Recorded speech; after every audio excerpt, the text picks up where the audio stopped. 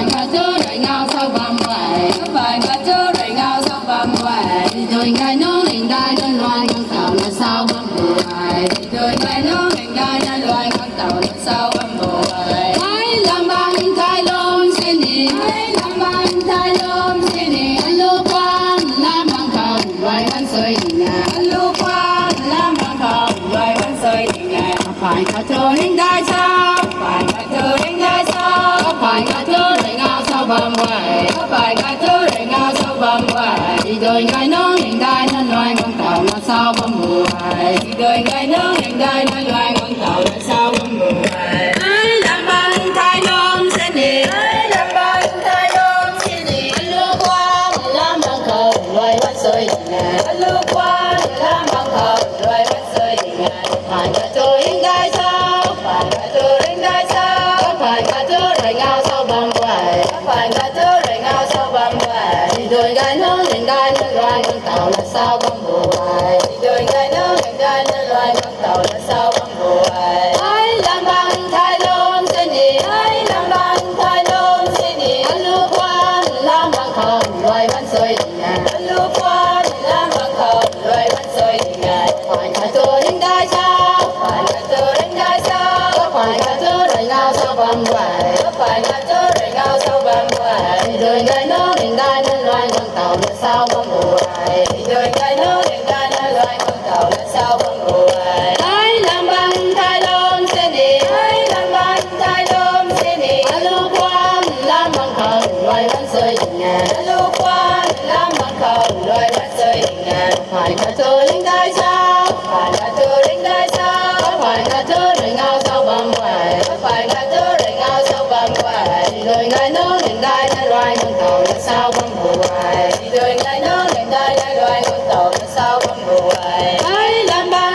thay lông xin đi ai làm bằng thay lông xin đi anh lưu quan làm bằng không loài con sơi nhà anh lưu quan làm bằng không loài con sơi nhà phải cả chớ hình đai sao phải cả chớ hình đai sao phải cả chớ đại ngao sau bầm quẩy phải cả chớ đại ngao sau bầm quẩy rồi ngày nó hình đai nên loài con tàu là sao bầm quẩy rồi ngày nó hình đai nên loài con tàu là sao bầm quẩy ai làm bằng thay lông xin đi ai làm bằng thay lông xin đi anh lưu quan làm bằng không loài con sơi nhà anh lưu quan làm bằng không loài con sơi nhà phải cả chớ hình đai sao phải cả chớ hình đai sao phải cả chớ đại ngao sau bầm quẩy phải cả chớ đại ngao sau bầm quẩy rồi ngày nó hình đai nên loài con tàu là sao bầm quẩy rồi ngày nó hình đai nên loài con tàu là sao bầm quẩy ai làm bằng thay lông xin đi ai làm bằng thay lông xin đi anh lưu quan làm bằng không loài con sơi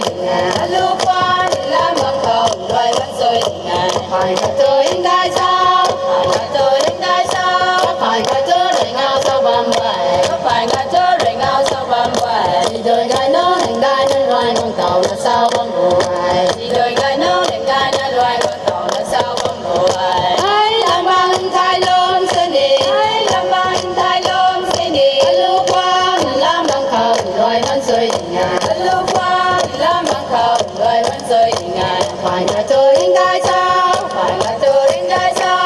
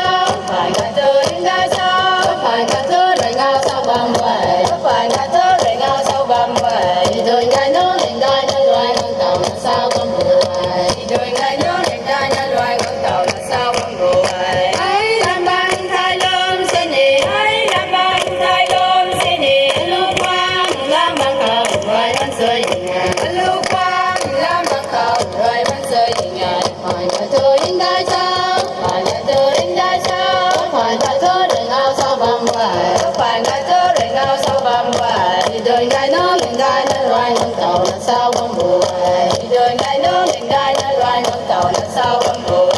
ai làm ban thay lom xin đi ai làm ban thay lom xin đi lúc qua làm bằng cờ rồi vẫn soi nhà lúc qua làm bằng cờ rồi vẫn soi nhà phải cả tôi đến đây sao phải cả tôi đến đây sao phải cả tôi để ngao sao bằng vậy phải cả tôi để ngao sao bằng vậy rồi cái nó đến đây nó loay bằng tàu là sao bằng cái gì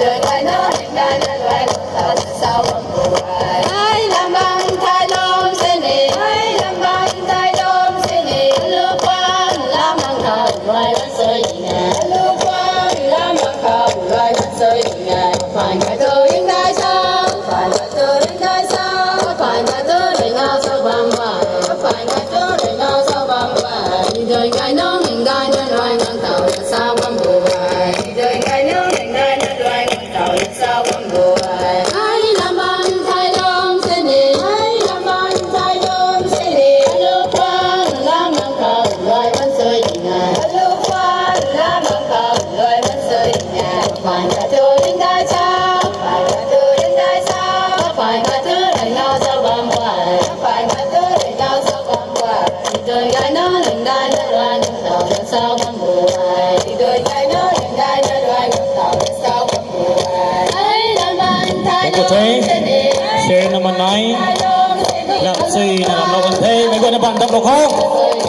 đập suy là đập lâu xe nó mà nói suy là sớm khăn cả có mà tao hay serial number 10